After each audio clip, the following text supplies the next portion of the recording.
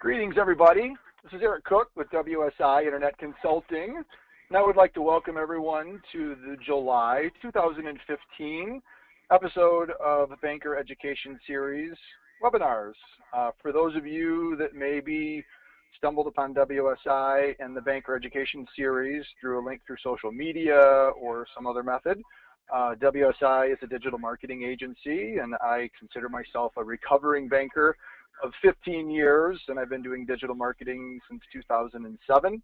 And we work with businesses and organizations around the country, particularly in the financial services arena, on digital marketing, web development, social media, and also have the good fortune of speaking at banking conferences and conventions across the country, which is one of the reasons why I am very excited to welcome our guest for today's show, Mr. Joe Sullivan from Market Insights, because as a banker, I've had the pleasure of listening to Joe present at conferences, and as a speaker, I've had the almost equal, if not better, pleasure of sharing the stage at conferences and both being speakers at similar events.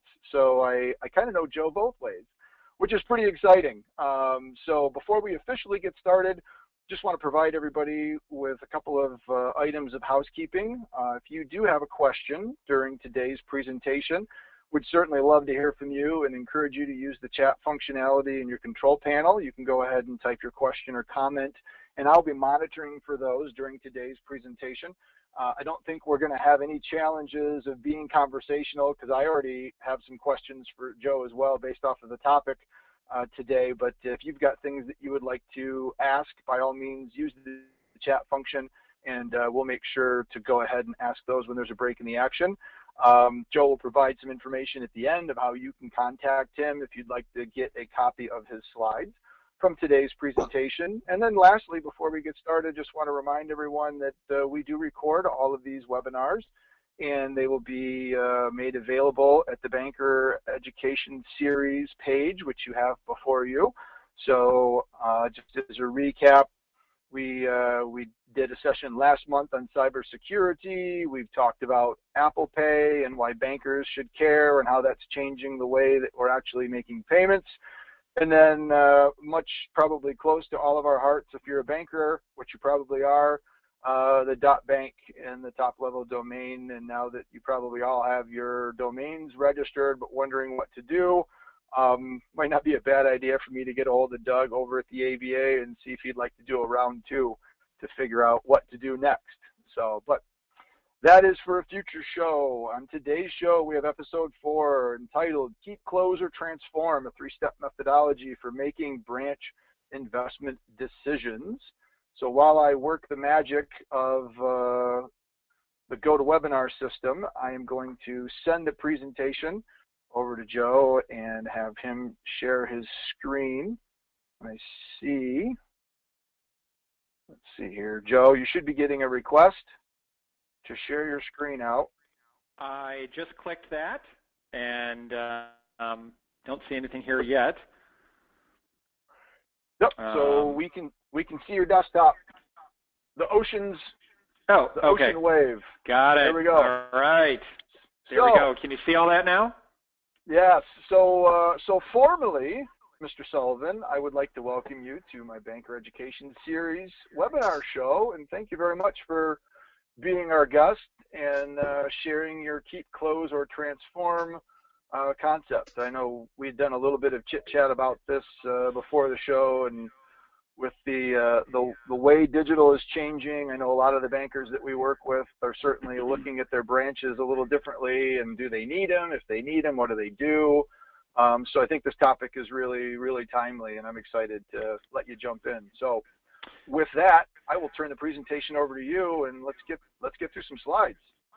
Eric, thank you for that, and thank you, everyone. And so if you're in the Eastern time zone, I hope you're enjoying your afternoon coffee. If you're on the West Coast, I hope you're enjoying your lunch, and hopefully we'll give you a few things you can think about here.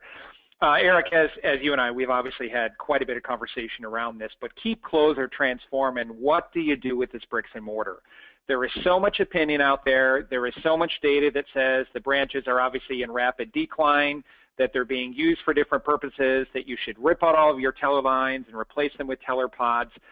So the reason this was created is to put some framework around this for things that you can look at to evaluate your business situation. I'm going to warn you right now, I am steeped in metaphors. I talk a lot in metaphors about the way that I do things here. And there's a lot of slides, and I'm going to hit some highlights. I might skip through a few of them. But at the end of this call today, you will have a framework to evaluate your business situation and start having the internal discussions around keep, closed, or transform. Twitter handles and hashtag for this particular session today, and how you can reach me on Twitter if you care to. But what's our agenda? I'm going to paint the framework of the industry dynamics. We're going to talk about what do you research? What are the most important things that you can take a look at? Because to quote someone from Charles Schwab that I heard years ago who said, we are drowning in information but thirsty for knowledge. So what are the appropriate data points? What are the appropriate metrics and triggers that say this is definitely a branch that we should keep? This is definitely one that we should close or consolidate or transform. And I'm going to share my thinking about what rethinking the branch actually looks like. So a little bit about me. We are Chicago-based. I started this company in 1993. I'm a frequent writer for the Financial Brand. And as a matter of fact, an article by the very same name as this conference, I published with them on July the 7th, I think it was, so you can see it there as well. I'm a speaker, a psychotherapist, a consultant running the Chicago-based firm, and I also work out of Seattle, so really all over the country, and actually Michigan born and raised. I noticed that there's a number of you from Michigan on the call today, so I'm originally from Grand Rapids area. But that's a little bit about me and the things that we do. I'm a marathon runner, a yogi, a coffee drinker, and so forth, so you can see who's this guy on the other end speaking with you today. A little bit about market insights on slide number 5 here. Our work is about delivery optimization and helping banks and credit unions take a look at the market area and assess what needs to be done and how do we deliver services given the target customer or member. We do M&A work, we do customer segmentation work, branding and positioning and strategic planning, but everything is geared toward helping you understand the marketplace and what choices do you need to make going forward to keep your bank or credit union relevant. I think Bill Gates said this better than I can. He said banking is necessary, but banks are not. And you might think that he said that last year, but ladies and gentlemen, he said this in 1995, as you can probably tell from the photo. And I think that it's a good analogy because, you know, banking is something, it's something we do, not necessarily someplace we go. Banking is a verb, but not necessarily a noun. So I want you to keep that in mind because this is not about randomly spending $700,000 to remodel a branch. This is not about randomly closing branches because you think that your mobile banking product is up and running, and of course it is. But it's to think about we as consumers are omni-channel. We as consumers bank in multiple channels, and what is the right combination of things that you do today to position your bank and credit union for success going forward. So transformation is really what this is about, and really transformation is a noun. It's the thorough or dramatic change in form or appearance, and that's really what's going on in this industry right now. And we're just going to call it financial services, so I don't need to talk bank versus credit union because the reality is none of that matters. The question you need to know is what do we need to do differently going forward given that technology and consumer behavior and demographics are changing, and what does that mean for our business model so that we don't randomly or haphazardly make choices or spend money that may not be aligned with your customer. So transformation takes a lot of different environments. We have demographics, as I mentioned here on slide 8. We have mobile. We have the changing role of the teller. We have the changing workforce and demographically what it looks like. And we have, in addition to Chase, we have what I call Silicon Valley-inspired competitors who are calling all of us to get better at our job, that are calling all of us to redefine what competition looks like and say, how do we move forward? Now, disruption is the name of the game, ladies and gentlemen, as Eric has obviously talked about quite a bit as well. You know, there are so many different types of competitors out there that I am frankly least concerned about the bank or the credit union that's within a 3-mile trade area of your bank branch or your credit union branch. but to say, who is it that's actually going after our customers? Now, the disruptors are many, from Lending Club to Square to GoBank to Apple Pay and so forth. But what I'm going to mention here in this case are two things. Number one, the disruption really started in 2007 when two things happened at the same time. The advent of the first iPhone was introduced, and the recession started. And that fundamentally changed everything in terms of we as consumers and how we shop and how we evaluate companies that we want to do business with. And take Walgreens as an example. I think they're a great example that probably most of you have a Walgreens in your own neighborhood. And again, with Walgreens, whether it was their purchase of drugstore.com, whether it was their invention of Balance Financial, which again brought prepaid cards into the hands of consumers and their foray into the banking business, or their more recent advent, which is 500 pilot stores around the country, one in my neighborhood in Chicago, for example, that went into a vacant Borders bookstore. And at that Walgreens store, I can not only get a prescription filled or pick up the prescription that I filled online. I can go to the juice bar. You can get a manicure and a pedicure. You can have coffee with your neighbor at the espresso bar. You can, of course, talk to your pharmacist. All of that says Walgreens knew that if they did not reinvent their store experience or rethink that store experience, they would not be relevant for the changing demographics. On top of which, what was driving it was, of course, aging baby boomers and the Affordable Care Act. So all of this is to say that we do not live in a bucket or a bubble, I should say. We must constantly keep an eye on the trends out there, inside and outside financial services. We must understand constantly how the demographics and the changing consumer behavior is shifting our business model.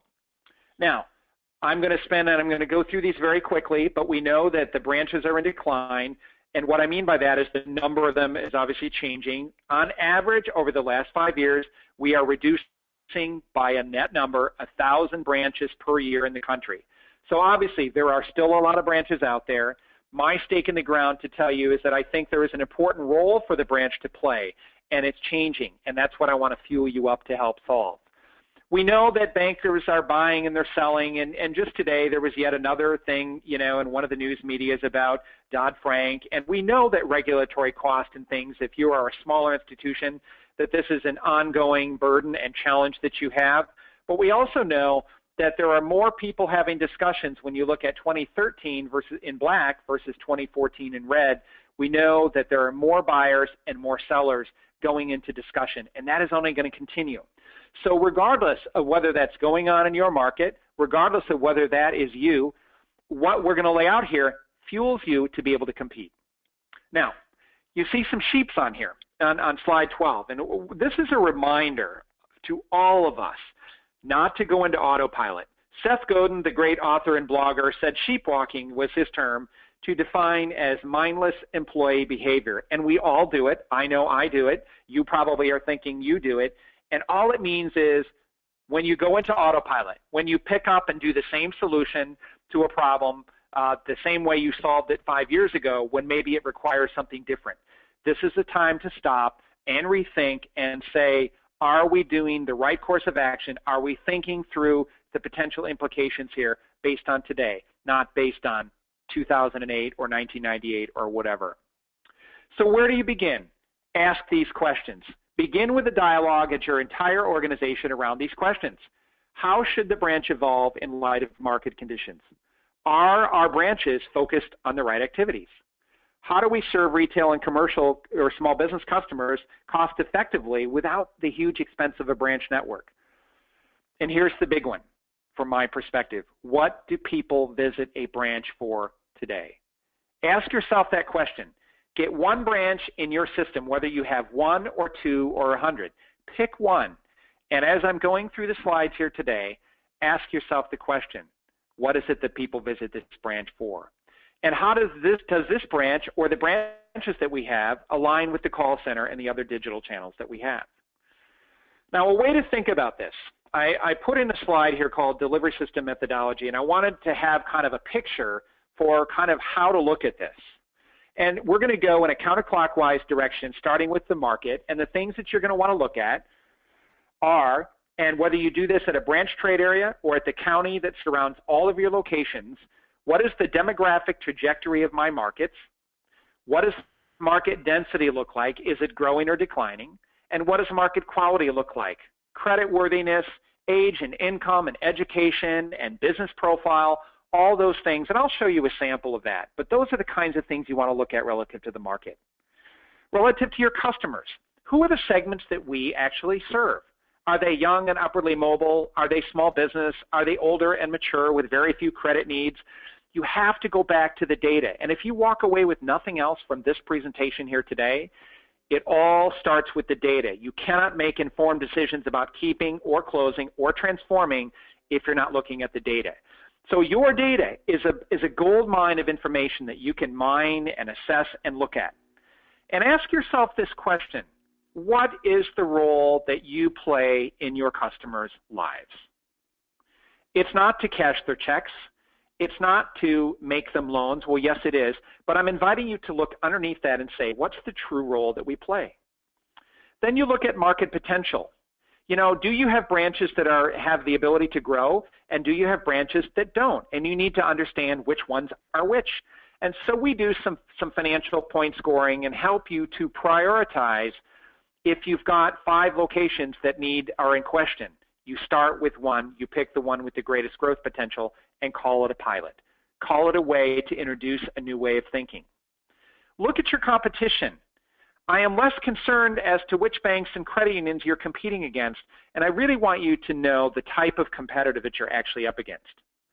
And this is where the Go Banks of the world and the lending clubs of the world, these are where you are probably seeing a big bit of your competition that is eroding away at your market share. And we're going to talk about propensity, but it's more important to know the total propensity for people in your market area to purchase financial products than it is what the FDIC reports as branch deposits.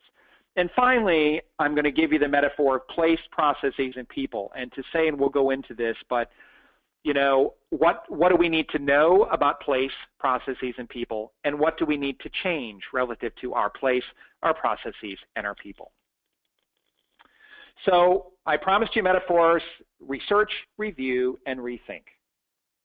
Number 1, research what matters. And first of all, it starts with your data. So many of our clients will tell us they're very reluctant to use the data because they're concerned about, you know, privacy concerns and all that. So here are a few things to get you started in terms of your data and what you should be looking at. Number 1, first of all, how do we assign households or businesses to a branch? This is one of these age-old questions of data. And are your customer households assigned to the branch based on where John or Mary Smith opened their small business account in 2001, but yet they moved 15 miles away and don't even bank there? So we recognize that that can be a Pandora's box, but one of the things that you're going to want to look at is how are you assigning branches? And then you get into internal organizational politics and what makes a branch grow and so forth, et cetera. But start with branch assignment. Look at the transactions that you're actually doing. Teller arrivals, personal banking sessions, mobile, you know, the app and all the different things, and mobile and ATM and all the different things and the different ways in which people transact for you. And if you are not gathering that data, then it's time to start setting up fields in your NCIF to start capturing it.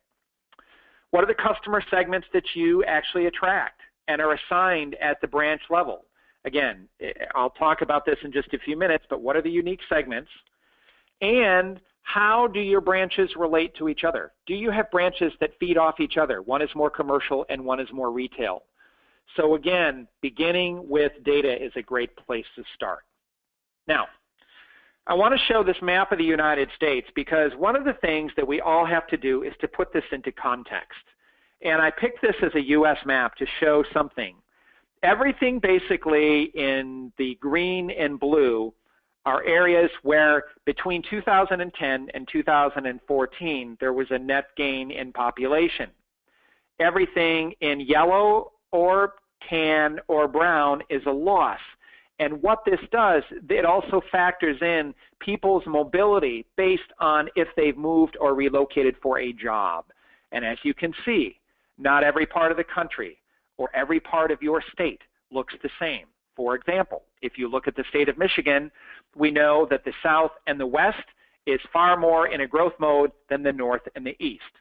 So it's important to understand what is happening demographically within your own footprint, neighborhood, trade area, and so forth. So I want to lay out the things that you can look at, and I'm going to speed ahead for just a second to the map on page 20. I hypothetically picked, I believe this is the state of Kansas, if I'm not mistaken. I hypothetically picked a market with a bank with 3 branches. Market A, which has a 3-mile radius, kind of near the center of town there. Market B with a 2-mile radius right below it and overlapping it a bit. And Market C, several miles to the north, which is 5 miles in nature and a little bit bigger. So we understand that we are in a digital world, but we understand also that you have this bricks and mortar that you need to take a look at and say, what do we do? So this is where I'm going to share with you what I think are the most important things that you should look at.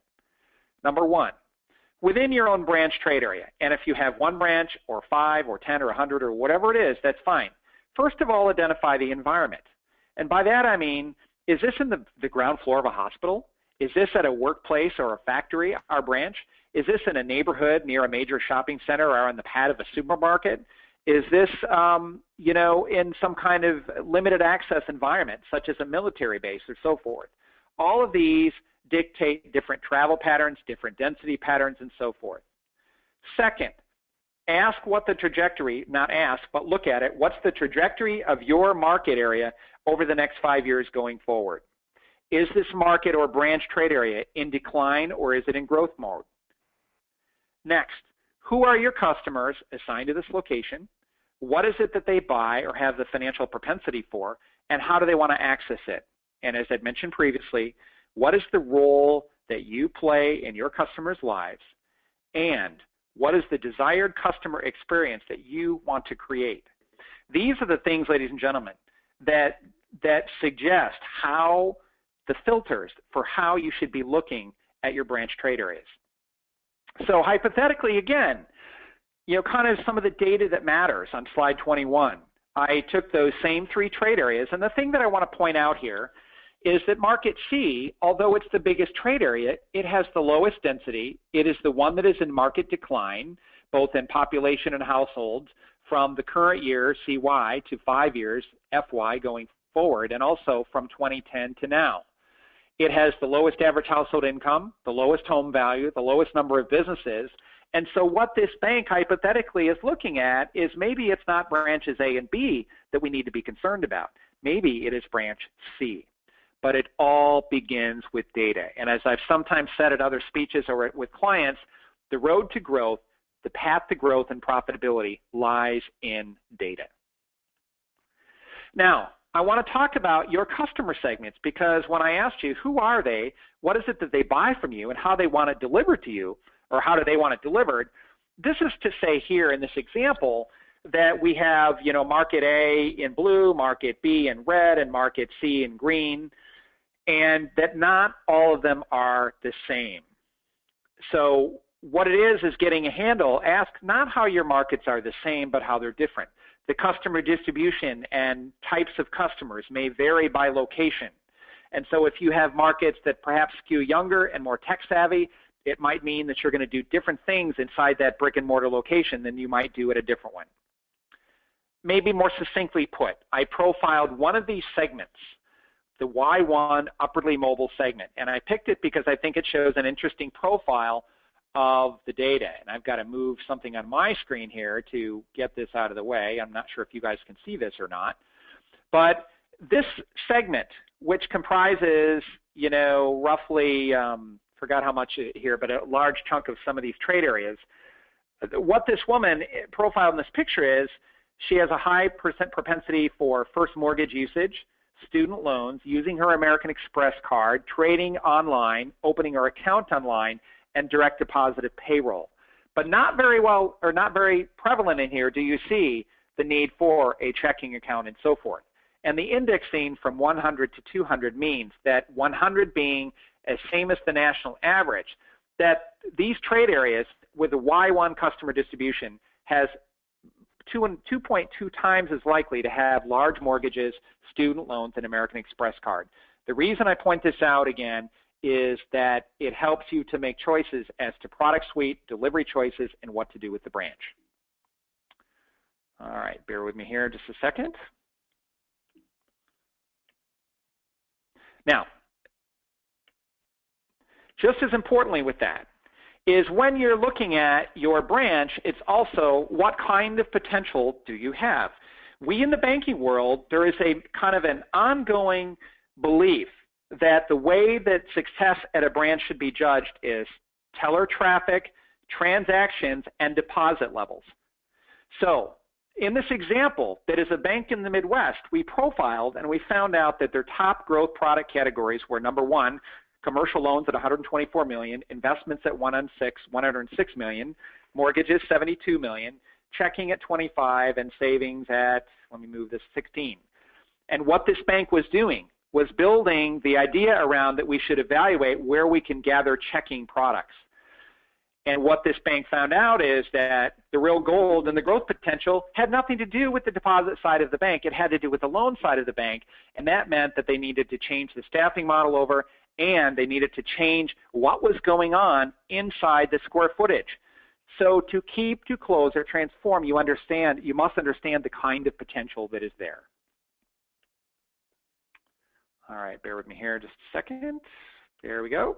Now, from a competitive standpoint, one of the things that I want you to consider is we know that there's a lot of data out there about from the FDIC and CUNA and so forth as far as deposits and market share. Hey, yes, Eric. It looks like we are froze on the researching slide. You might have accidentally clicked the pause button for your control panel. All right, just a second. All right, can you see competition now? Competition is there. Thank you very much. All right, sorry about that. I was moving around that. That control panel takes up such a big portion of my screen that I keep having to move it. I think there's an option to go ahead and shrink and minimize that. There should be maybe an orange arrow. We'll let everybody experience our chit chat back and forth. So you should be able to minimize that and hide it. There you go. All right. That's the joy of doing a live show, right? Exactly. Well, and I'll go back to the one thing here, you guys. I know there's a lot here. Pick the 2 or 3 tidbits the most important. So what I'm going to just say about competition, it is far more important to really ask the question, who truly is our competitor in this market? And most of the time we find with our bank and credit union clients, it's not the branches that physically exist within the 1 mile radius or whatever around a trade area. Who are you really competing against? Because this is the question that has to happen. Now, I'm going to talk to you again, and we should be on slide 26 now, markets A, B, and C.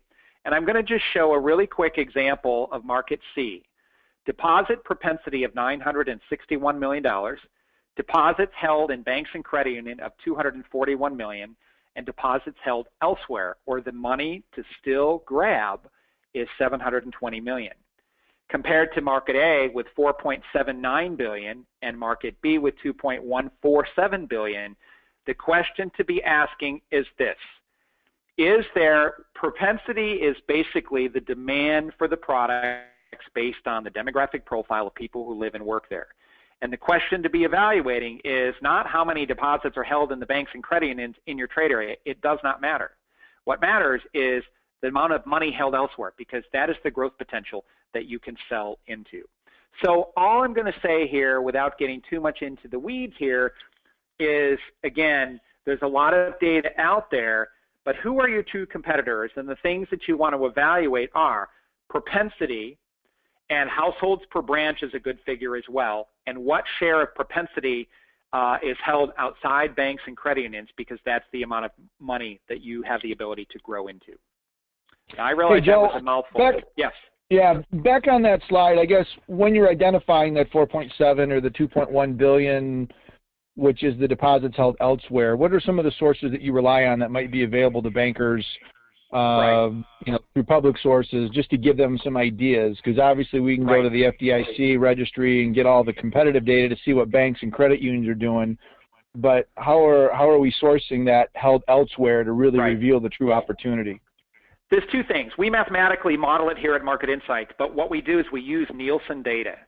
And the Nielsen data basically gives us the household data, and we do some mathematical calculations of the household data and the average product and usage balance. Say, for example, that household X keeps an average deposit balance of $28,500. How many of them are there in the marketplace, and what percentage of people actually carry a deposit account? So what we do is mathematically calculating it using the Nielsen data and the mathematically into the demographic data to come up with that. And then we compare that with the deposits that with FDIC, for example, would report at, say, $1.343 billion for Market A.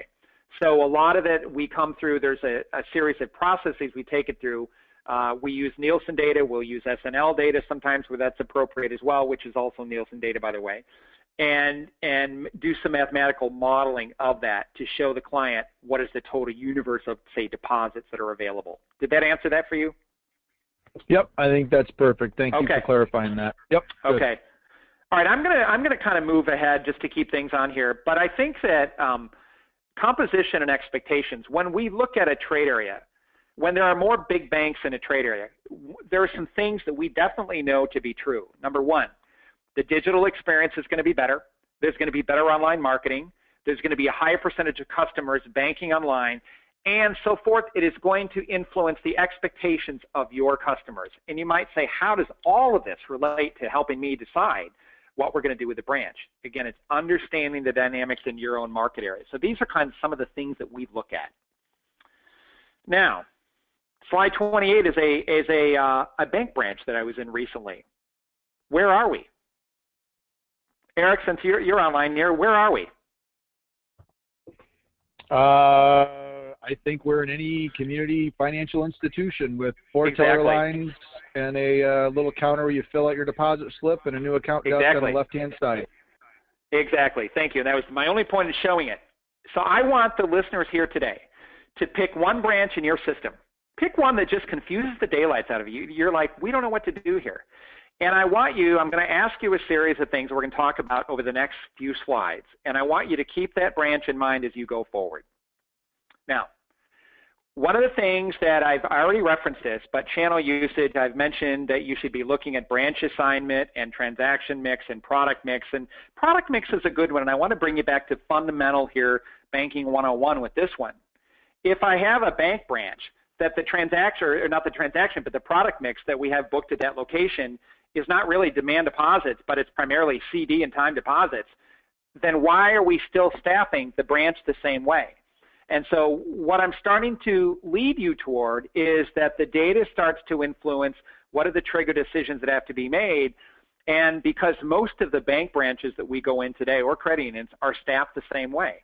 They have a few tellers, maybe a personal banker or two. They have a manager and an assistant manager, and everyone is telling me how busy they are and they don't have time to go outside and make sales calls in the community.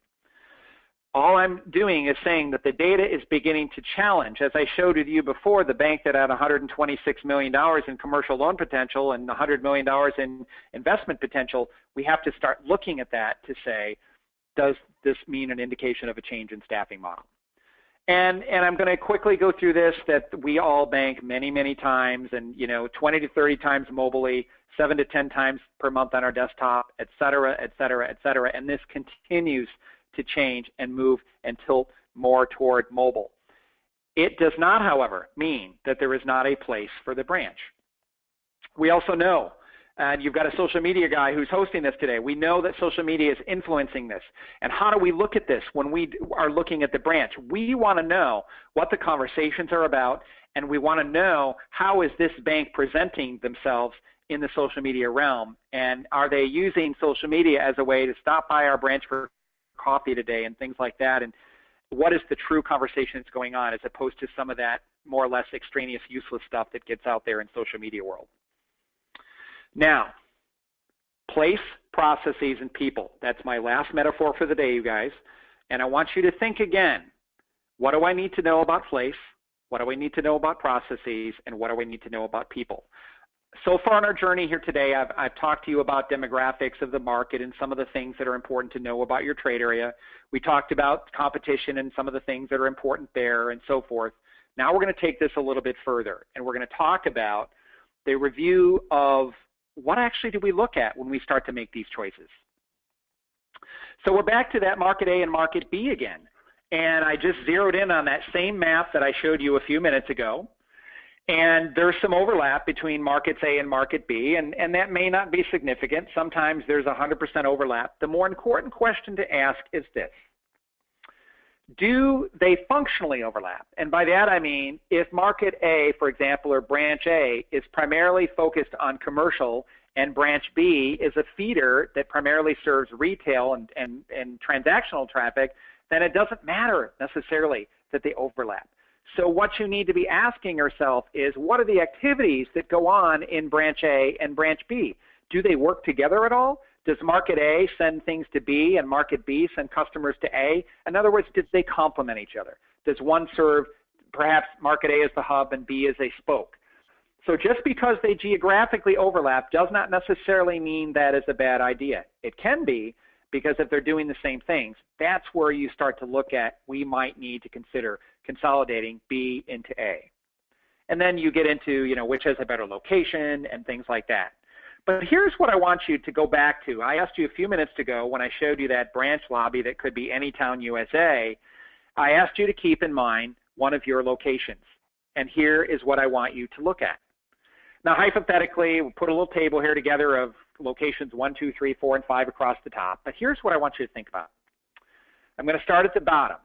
And the environment I alluded to earlier. Are we in a small town?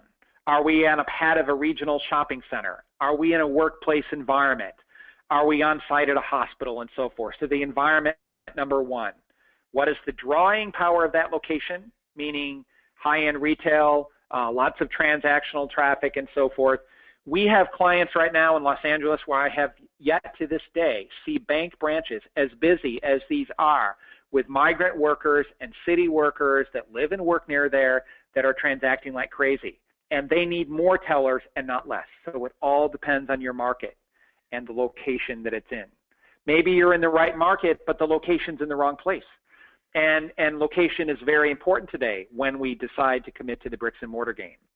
But here's what I want to ask you internally. When you walk through the front door of your location that you have in mind, ask yourself if there are what I call zones of access. Number one, do we have an empowerment and education zone? Do we have a place where customers can go in to be inspired, to think big, to think about that new house, to think about ways that they can plan to get their children through college and so forth? Do we have an area where banker and customer can engage together? Do we have an area for specialized sales if we need it, such as an investment services boutique or a mortgage lending area and so forth? And do we have an area for self-service, which is in a growing part of it? We know that what people come today to a branch for very specific things. It is for problem resolution, it is for the more complex transactions and so forth. And I'm guessing that the branch that I asked you to look at looks kind of traditional. So this is a way to organize your thinking as a place to start. What do we do with these branches? Are we organizing the inside of that space with the right kinds of activities that matches up to the kind of potential that we have? So what are some of the triggers to keep, to close or consolidate, or to rethink or repurpose? Now, I want to caveat this right now before I start laying this out to say every market is different. Every business situation is different. These are not the absolute Bible according to we must keep or we must close when these things happen. But it's, again, a way to organize your thinking, a way to organize the discussions at your particular institution. So here we go. Now, keep. We generally define these more in the safe category for this has got to keep, be maintained, if the branch serves a very defined niche. If it has a high volume transaction level, even today, even in light of your mobile product and your ATMs and perhaps your video ATMs and so forth. If there's a profit contribution that is positive, and if this is a highly visible branch or what I call a physical landing page for your brand. Those are generally some of the ways in the safe column. So what I'm inviting you to do is to triage and kind of categorize your locations if you can, to say which ones do we need to take a closer look at? Which are the ones that are pretty safe and don't need management attention at this point as much? The second category, when you have branches or markets where there's no growth, where there is a geographic and a functional overlap. When you look at the age breakdown, and it might be perhaps inconsistent with the market. When the deposit mix, for example, is highly toward time deposits and not transaction deposits. And when your household per branch number, again, depending on the environment, falls in 500 or below. Now, I know that some of you on this call today, because I know most of the areas where you are all located, is that, again, if you're in a upper peninsula of Michigan, for example, or you're in a southern state, we know that these numbers are not, 500 may not be the magic number. But what I'm inviting you to do is to look at that as a metric to say, this is a starting point so you can rank your branches relative to each other. And the third, where are the triggers for kind of a rethink and repurpose? When we know that branch A is a good feeder branch for, say, branch B, or the other way around. I didn't mean to confuse that from earlier. When there is a synergy that happens between locations, when we can define a hub or spoke concept, when we have a branch where we need to completely rethink and turn this into an investment services boutique and wealth management as opposed to teller deposits. In other words, people, again, visit branches, and what we see for the foreseeable future is they're going to go there for the more high-end, sophisticated, not high-end, not necessarily in dollar ticket, but more complex business situations that your clients are into. So this is a way, again, to start ranking and sorting and triaging your locations based on these triggers. So let's talk a little bit about rethinking the branch. There is a lot of experimentation going on. There is a lot of being written about this. There's a lot of discussion and a lot of, we went into a client, I'm just going to say the upper Midwest at this point, in a market that is very economically challenged, that is demographically challenged, where they have a brain drain of talent and young people moving away. And what this particular client did is they spent $700,000 remodeling a main office and putting in teller pods and so forth, and it was the wrong place to spend the money. And that's what I want you to avoid. So what I'm going to do is share, hopefully with steps A and B here so far, 1 and 2, you're starting to get an idea that this requires information to make more informed decisions. Now, we're back to our place, processes, and people metaphor again. And the one thing in place here on slide 40 I want you to think about. I've mentioned most of these areas, the zones of engagement, self-service, and complex transactions and so forth. But we know for a fact right now that we're going to have fewer branches in this country, almost regardless of state and regardless of geography. They're going to be smaller in square footage, and they're going to be more finely tuned with people that are highly trained, call them universal specialists, call them universal bankers and so forth, but they're going to be trained to handle more complex things, and the depository functions and things like that, these are being handled through technology. So location, location, location, you probably heard that metaphor when your real estate broker was showing you houses to buy. The same thing goes here. And what I mean by that is this, that when you make a commitment or a decision to keep bricks and mortar, they had better be rock star locations with highly visible draws in good markets. There is no more room for suboptimal locations. There is a decreasing amount of, I think, patience in the industry for banks or credit unions to keep locations that are suboptimal at best. You can't afford to keep those. You have regulatory costs to pay for. So what I'm inviting you to consider, where are your rock stars? Where are your weak links? And what do we do with the weak links? Now, another way to organize that. When we work with a client, we tend to break them up into generally 4 categories. ATM only, a self-service banking center, 250 to 300 square feet, a hybrid banking center of about 1,000 square feet, maybe 800, and a full-service traditional, and you'll notice that it's 2,500 square feet. So what we try to do is, again, you've heard me say the words, organize the thinking, break it up into specifications, square footage. Again, you already know the kind of market potential that you have. You already know the kinds of customers that you're serving. You already know whether this branch has the ability to offer investment services and so forth, and fewer depository services. You know that. So then you can start to make decisions such as, would installing a cash recycler in this particular location make us more efficient, free up staff to do other things? And do we need a traditional type of ATM in here, or do we need a more interactive video-enabled ATM? Then we get at that environment that I mentioned earlier that I talked about that I won't say again, but urban, I think I forgot to mention urban, but that of course is one, and suburban, small town, and workplace, and so forth. And ask yourself, what is the typical situation that we have here? We might be needing to downsize square footage. We might be needing to consolidate 2 into 1. We might be needing to turn one branch into a satellite of another location, or it's a downright branch closure. And then we look at staffing, whether we need a universal teller of sorts, or banker, I should say, not teller, whether we need specialized investments or mortgage or small business people, and whether we should phase out the tellers. So this is what we call delivery stratification. It starts with the market and your customers and the kind of potential and whether the branch can grow and what kind of outlet that you need and the things that should be happening inside that outlet once you know that. So let's just look at a few visual examples that I pulled from the headlines here. And I think in all of these, what I'm going to say is this. There's a lot of experimentation going on. There is no one-size-fits-all that's the perfect thing for every situation. That you see a lot of interaction where a customer can walk up to a touch screen and talk with his or her banker or explore at what's called the visual planning table.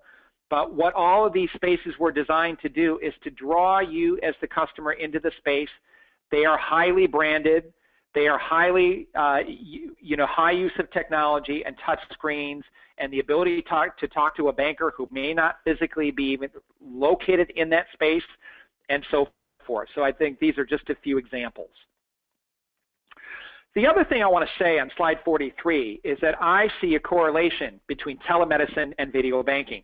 You know, telemedicine, which is what, again, in the healthcare world we're looking at, where we can basically log in and talk to our doctor without having to get out of bed if we have a fever of 101, or we can talk to him or her about the symptoms. Technology is already putting the access to medical professionals in our hands, and I'm saying that the video ATM is that very same metaphor. It's the same analogy.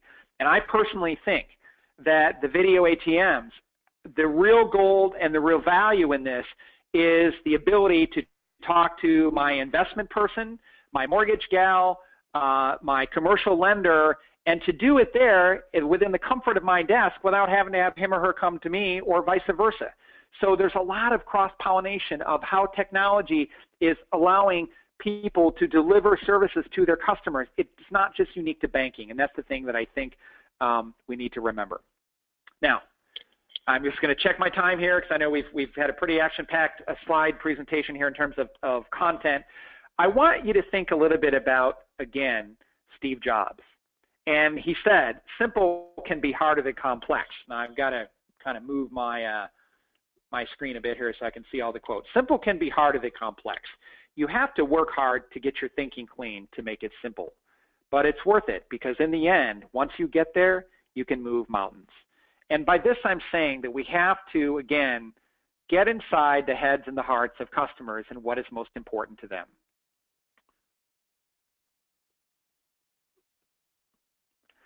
So, USAA, I'm just going to hit this high level on this, but what they have done is basically do what's called activity-based marketing. They have said to their customers, hey, if I want to buy a car, I don't need to go to the dealer. I don't need to shop for all these different things online. I can go right to USAA. I can pick out the kind of car I want with the features and the color and all the different things, tell them where I live, and they will help me facilitate the purchase of this car and get my insurance and get my auto loan and all of that and help me sell my old car. And this, ladies and gentlemen, is what is happening.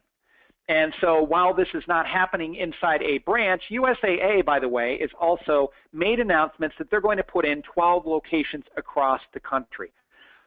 It is about finding the balance between the technology and allowing our customers to do as many things as they can on their own and being available in the physical world when they need us to be.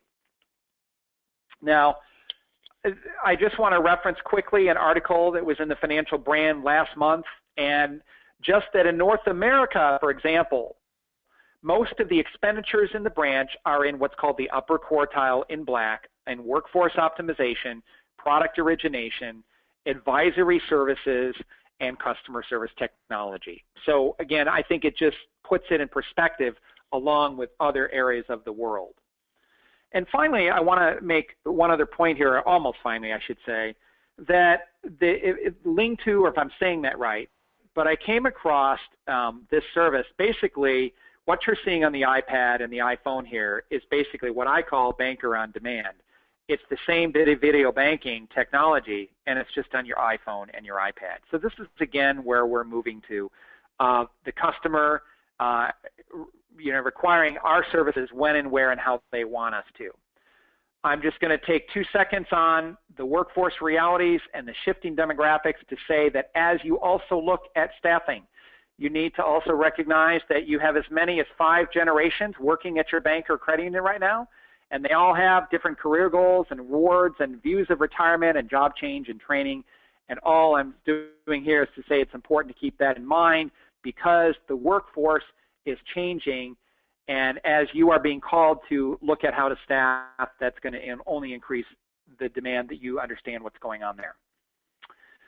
So training to the desired customer experience, which is kind of where we started some of this, is always the thing to keep in mind. So when you're training and when you're deciding what has to happen at the branch, the first thing you must start with is what's the desired customer experience that we want to create here.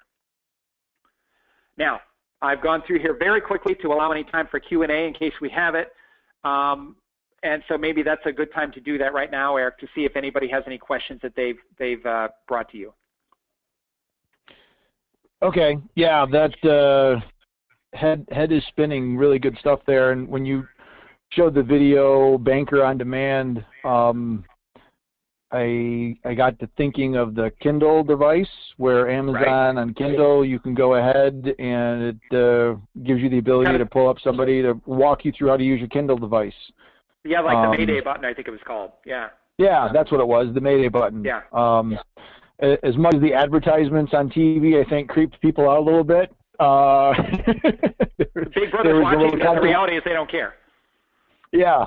So, but yeah, it's definitely there, and certainly the other element that you talked about with regards to social media growth, it was interesting. Everybody always thinks about Facebook being the monster. YouTube was the largest number on that, and that speaks to video and wanting to see who it is that you're going to be interacting with, and it all boils down to personality. And in the community banking world, having that personal connection, I think, is so important. We've done it so well for so many years. Now we need to figure out a way to embrace technology to do that, and it's either improving the branch experience or figuring out a way you can digitize that. So just some big observations on my part. As a reminder, if you're listening live, feel free to type in any questions or comments into your chat box. I'll keep an eye on those. One question that jumps into my head is, what if you have got an office and you've determined, wow, that's just way too big, but you can't sell it and you don't need as much space. I know I talk to a lot of bankers and they've got 5 teller lines and they only really need 2 of them. What do you suggest a banker does with all of that extra space? Education pods, self-standing kiosks, remodel and build a community room? What do you think needs to be done there? I think, again, it depends on the market and what the needs are, and I'm going to share a few examples that we've had clients do. We had one client that had a whole location that, due to an acquisition, that they had to close because it was 100% overlap, and what they did is they donated it to the community and turned it into a community center. Now, but more in terms of the square footage, to get at what you just mentioned, I think, you obviously look at whether you lease and own it, if it's off the books and all that. I think, number one, bring in a complementary line of business. We have a client on the West Coast that brought in a coffee shop, which is not uncommon, and they take over the whole first-floor lobby of this 3-story building that they have, and it's wildly successful, and it's a local chain. It's not one of the nationals. The other thing to look at is, again, whether you can lease or sublease a portion of it to, again, a complementary line of a business, a real estate company, an insurance company, and so forth. So I think that that is, again, what's the highest and best use for the real estate. We have a business out here, a friend in a business where, now this is not banking, but what they've done is they have brought together a coffee chain and a postal services like a UPS store kind of thing and created their own hybrid. And now bankers are very interested in that model. And when I was in New York about a month ago, I saw that a bank in New York had leased out some extra space for a postal service so that the small business people that they bank could come in and get their packages ready to ship, get a cup of coffee, do that same kind of thing. So this is where we've got to think outside the box and say, what are the needs of the customers that we serve? And, you know, if you did an informal survey of your small business customers, they might tell you things like, we need shipping and packing services, you know, we need a notary or whatever it is. So complementary lines of business that you could sublease space to, chop it off and sell a portion of it if you could, donate a piece of it for another purposes, and then, of course, again, the community room and educational center and things like that are all, I think, fair options on the table. Yeah. One other question that I get asked often, and I'm curious on your thoughts, as a lot of banks start moving more actively into social media, some of them are looking at online chat capability. Right. And you know as well as any, social media never sleeps, and they're struggling with how often they need somebody available to answer questions. And while that might be initially thought of as, if somebody posts to their Facebook page, does somebody need to respond over the weekend? But when you think about it from a branch delivery perspective, are you seeing that consumer expectation requires greater than 9 to 5 hours from a community bank to get support through things like online channels and video chat and those sorts of things? Absolutely. I think that the 9 to 5 world is gone, as you and I both as entrepreneurs can speak to personally. But absolutely, you know, what I see happening is the call center that banks have that has primarily been either just problem resolution or sometimes outbound needs to be reconfigured or reimagined with video capabilities that is staffed at least from, like, say, 7 a.m. to midnight and might even be 24 hours depending on where you are. But I think that's what has to happen. Okay. Yeah, I know, and the nice part about that, depending on the systems and the technology that you're using, some of that can be done remotely, but that opens up a whole nother can of worms from both the technology and an HR perspective when you've got people manning support lines. But I think that is where we're moving to, and if the bank wants to or the credit union wants to position themselves as, you know, kind of like always available, it is going to say we need to rethink this staffing model. And I think it goes back to that comment you said earlier about you know, people wanting to see a face-to-face connection with the people that they are working with. We are redefining the concept of place is what we're doing. And part of the questions that you've had is all about creating place. And all we're inviting everyone here today to think about is that we know that bricks and mortar, there's still a place for it, no pun intended, but we also know that you've got to balance out the things being done differently in that bricks and mortar in light of all the other things that we've been talking about in the last 5 minutes. Yeah.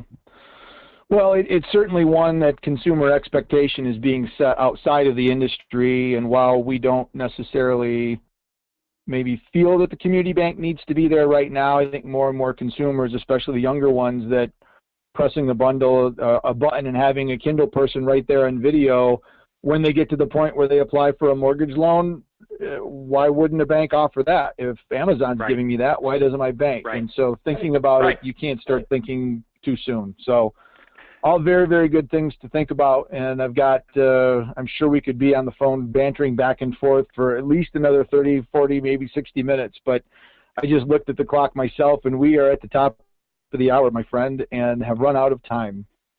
So let me just say this. There is obviously a lot. Let me say thank you to you, Eric, for inviting me on today, and for everyone listening in today. And if you want copies of the slides, contact me. I'm going to get to that right now on the screen there on my email, jsullivan@4marketinsights, and you can also reach me at mi_Sullivan on Twitter, and I would be glad to send you these slides Fascinating topic, Eric. Thank you, and thanks to everyone here today. Yeah, my pleasure, my pleasure. And I know, everybody, I can see attentiveness. You may not realize that, but I can see attentiveness in my GoToWebinar console, and I can tell you that everybody was glued to the slides and paying very much attention, as was I. So great topic, great information. I encourage everybody to reach out with Joe and to get the slides and to chat with him more. It's certainly been a pleasure to have become a good friend of yours, and we often will throw Twitter banter back and forth, and that's been fun, and I'm looking forward to seeing you at some upcoming events.